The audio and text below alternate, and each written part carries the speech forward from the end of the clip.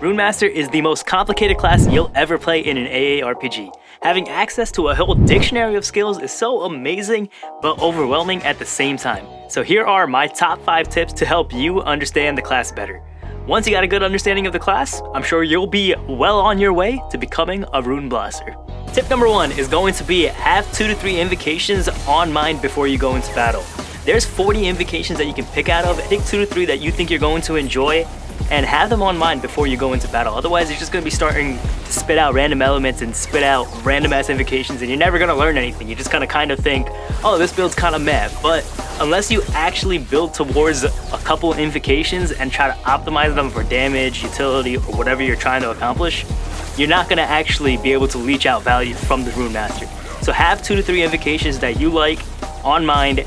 Commit to those invocations for a build, and then let's move on to tip number 2, which is understanding the elements. The Runemaster makes use of 3 elements: fire, cold, and lightning, and then he uses a combination of those 3 to make the invocations. Know what damage type that your skill and your invocation is going to be using. Know if it's applying shock, chill, or frost, or any of those type of ailments, and try to align them to your liking.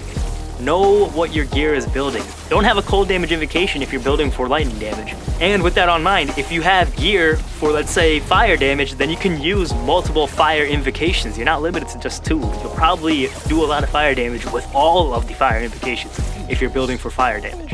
And that brings us straight into tip number 3, which is slow down a little bit. There's a whole bunch of fire invocations, there's a whole bunch of lightning invocations, there's a whole bunch of just invocations everywhere. But start very slow. Don't just rush yourself into it. Don't just start, once again, being overwhelmed and like, oh, lightning, like fire, fire, fire. No. Slow down. Use the invocations very slowly. It's called Runemaster for a reason. You gotta be a Rune noob to be a Rune Master. So start extremely slow.